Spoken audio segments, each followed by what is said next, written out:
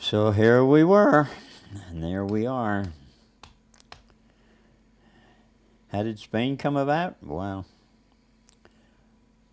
really, you're right. It was more talk from Fritz than anything else. I was reaching for some place, and it just sounded ideal at the time. I wanted to go way back in time, and we really didn't know anything about Spain at all. Not at all. We talked to people like, I don't know, Barbara, Barbara Olson, Barbara Olson, yeah, yeah. Norman Mailer's Norman Mailer's sister, yeah. sister who had been there, and she had one idea. And also we had somebody in our building, remember the 66 Fifth Avenue? We had somebody who was teaching there who had a ball in Spain and actually mentioned Mijas and whatnot. She was a lesbian, which helped because at that time it was a little hard to come out anywheres, and in Spain it didn't make any difference. That impressed me, by the way. I was more impressed by the fact that she had the only refrigerator in all of Mijas. Well, So anyway, here what we about the were. rest? Here we were after a week or what it was, 5 or 6 days, with the 3 kids, 2 cats and a dog, and we were disembarking at Gibraltar. And first impressions?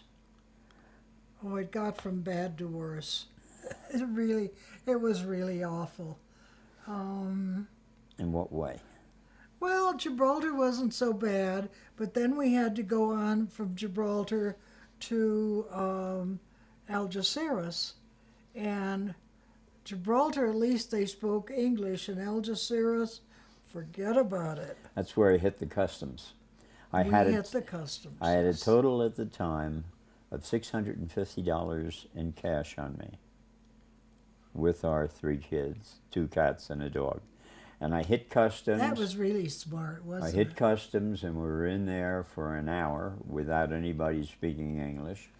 And all they were doing was examining the art materials that I had brought along, which were a couple of cases. And it looked like to them, I guess, they thought I was going into business or so on. And they demanded a deposit that I would get back later as security or something. So off that top of $650 came $200. We now had $450, and we landed in, we were in Linares, in Algeciras. And we got a cab, an old Mercedes, and off started this very, very bumpy road. It was pouring rain. These poor little cows were standing along the highway looking so bedraggled, like Franco had killed them all. They were Personally chastised them. personally, yes. It was rough. The thing was bouncing. We were going about 15 miles an hour in huge potholes, and the car bouncing. Everything we had in our life was tied on top of this taxi in a big 8-10 foot high kind of thing. If I remember, all 3 kids were crying. I don't know. No, I was crying. Oh, The other Based on 3 or 4 people who had very, very limited experience in what we were going to do. On the other hand, they had actually been there. Fritz Mooney in his time, the gal who was teaching in the school below us, the new school. Anyway, we decided, and we got our tickets. Happened to sell enough pennies to, oh, remember that little bit? We had reservations on a Yugoslavia tramp steamer, a liner to go. Oh, that right? was lovely. And- The Yugo liners that's where all the hippie kids went over to Europe. And also you fell in love with the look of Yugoslavian sailors Oh, they on were board. beautiful. The kids did too. Anyway, we had it all, and we were all set to go. I think we were a week or a week and a half away from departing, when in the gallery walked somebody in a Hamburg, of all things, and served me with papers for my ex-wife, who was afraid that the alimony was going out the window. She was right, too. Probably right. And that was it. I think it took about 5 months to make the money to buy tickets, and this time it was on the Cristo over Colomb. So we got on board, and having decided on Spain for just as the most remote, also the Mediterranean, and of course in back of all of this were your Hemingways and Fitzgerald and your dreams of Europe, and it was all part of it. With 3 kids, 3 dogs, 5 kids, 3 dogs. No. Well, 3 kids along. Hemingway never mentioned all that. Well, Neither no, did none of them had any Fitzgerald. children, as a matter of fact. They were out just playboying They it. had a different kind of life. Well, anyway, we landed. I had $650, and we were in the Bay of Gibraltar, and I took a lighter into Algeciras, and the customs were there, and nobody spoke English, and they were giving us a thorough going over.